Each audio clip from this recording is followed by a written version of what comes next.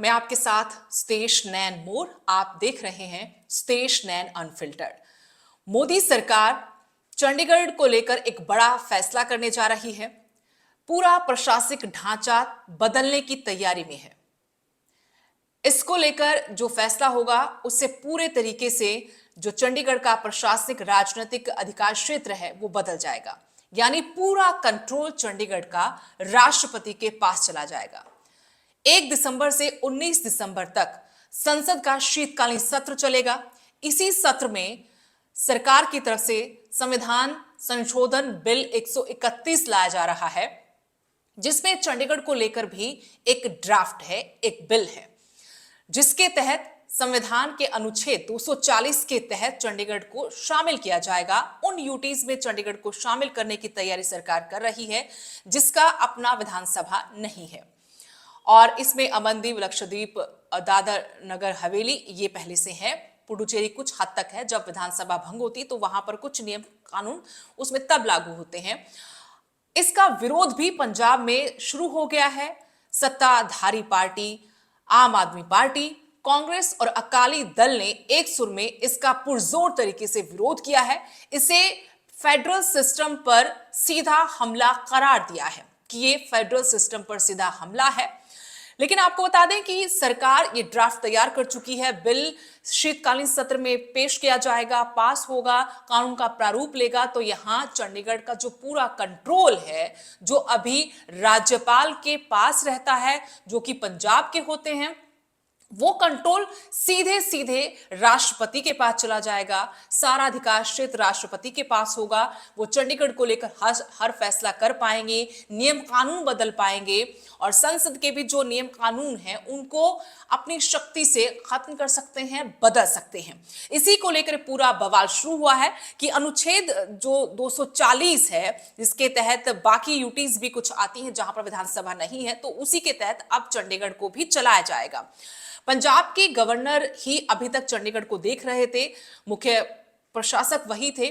जो मुख्य सचिव होते थे पहले स्वतंत्र रूप से, जब पुनर्गठन हुआ था पंजाब का, उनके पास अधिकार क्षेत्र था तो उसको बदल दिया गया था 1984 से। 1 जून 1984 से ये सारे नियम बदले गए। तब से पंजाब के गवर्नर को ही मुख्य प्रशासक बनाया गया था और जो मुख्य सचिव होते थे वो सलाहकार के रूप में काम कर रहे थे। जो आईपीएस कैडर पंजाब है वहां से एसएसपी अपॉइंट होते थे चंडीगढ़ के लिए।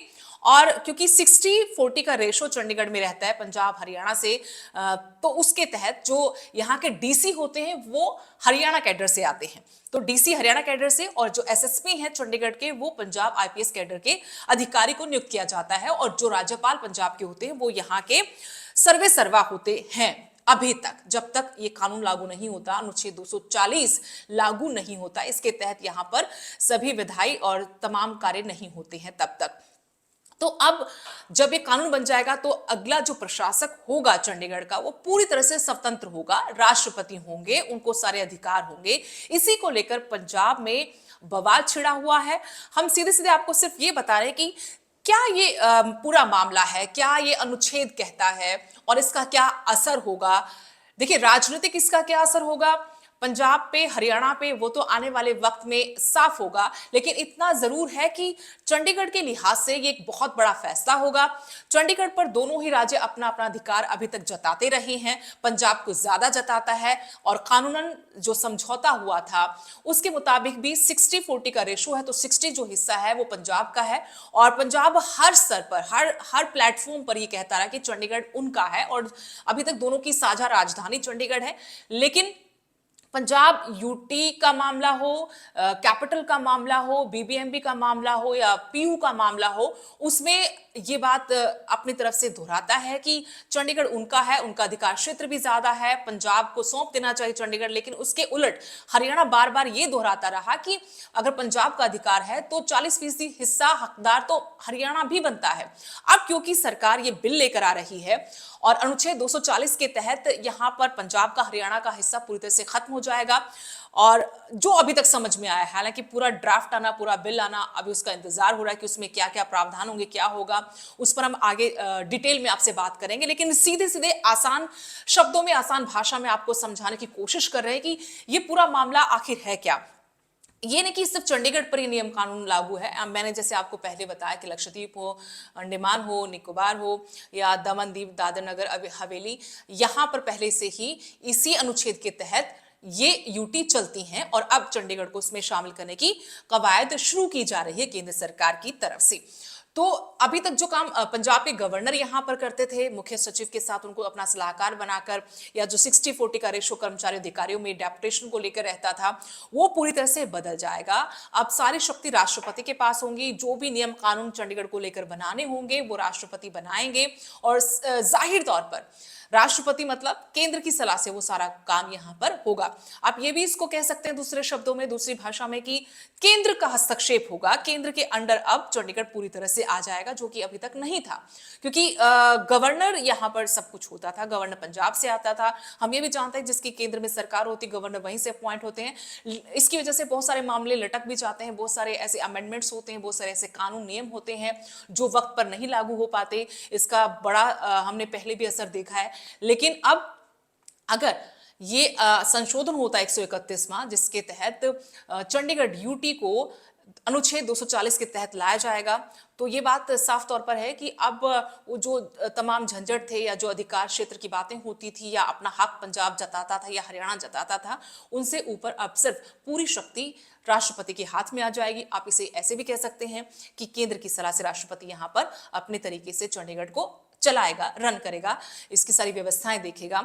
अब विरोध का जहां तक मामला है, विरोध पंजाब में होना लाजमी था, क्योंकि पंजाब चंडीगढ़ पर अपना हक जताता रहा है, हरियाणा भी जताता है, हिमाचल भी जताता है, बीबीएमबी हो या यूटी हो, हर जगह जो राजीव गांधी लोंगोवाल समझौता था उसके तहत यहाँ पर सारे नियम कानून बनाए गए थे।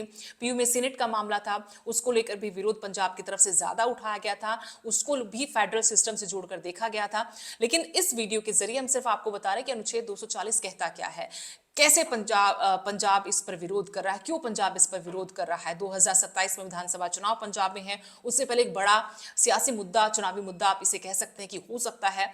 लेकिन हमने सिर्फ इस वीडियो में आपको ये बताना था कि ये पूरा मामला आखिर है क्या, इससे क्या फर्क पड़ेगा चंडीगढ़ पर, क्या फर्क पड़ेगा पंजाब पर, हरियाणा पर, जो दोनों राज्यों की ये साझा राजधानी भी है। इतना है कि काफी बड़ा और हम कह सकते हैं बोल्ड डिसीजन केंद्र सरकार का अपनी तरफ से है चंडीगढ़ को लेकर, क्योंकि पंजाब बहुत सेंसिटिव स्टेट है हर लिहाज से। साफ तौर पर हम देखते हैं कि जब भी चंडीगढ़ का मामला आता है तो संवेदनाओं के साथ इस मुद्दे को उठाया जाता है। अभी फरीदाबाद में गृह मंत्री अमित शाह के साथ जो उत्तरीय क्षेत्रीय जो राज्य हैं वहाँ के मुख्यमंत्रियों की जो बैठक थी, उसमें भी ये मुद्दा उठाया गया था। भगवंत मान ने सीधे तौर पर कहा था कि चंडीगढ़ पर उनका अधिकार बनता है। लेकिन अब सरकार का 131वां संविधान संशोधन बिल पेश होने जा रहा है, तो जाहिर तौर पर देखना होगा कि इस बिल के पास होने के बाद, कानूनी प्रारूप लेने के बाद, राजनीतिक तौर पर पंजाब में स्पेशली हम कहेंगे इसका क्या असर दिखेगा। 240 अनुच्छेद हमने बताया कि इसका प्रशासनिक तौर पर, व्यवस्था के तौर पर क्या असर होगा। पूरी शक्तियां राष्ट्रपति के पास चली जाएंगी। और इससे पहले 1966 में जब पुनर्गठन पंजाब का हुआ था तो मुख्य सचिव स्वतंत्र कार्यभार उनके पास होता था। फिर 1 जून 1984 में वो नियम कानून बदले गए। हालांकि 2016 में भी व्यवस्थाएं बदलने की कोशिश हुई थी केंद्र सरकार की तरफ से, लेकिन इसका विरोध हुआ तो इसको फिर ठंडे बस्ते में डाल दिया गया। अब एक बार फिर से केंद्र सरकार कोशिश कर रही है अनुच्छेद 240 के तहत। इस पर सभी की नजरें रहेंगी कि इसका राजनीतिक रूप क्या होगा, राजनीतिक असर प्रभाव क्या होगा। लेकिन हमने आपको बताया कि अनुच्छेद 240 आखिर है क्या, वहां पर किस तरीके से काम होता है, कौन इसमें सर्वे सर्वा होता है, किसकी शक्तियां होती है, कैसे इसको अब यूटी को चलाया जाएगा।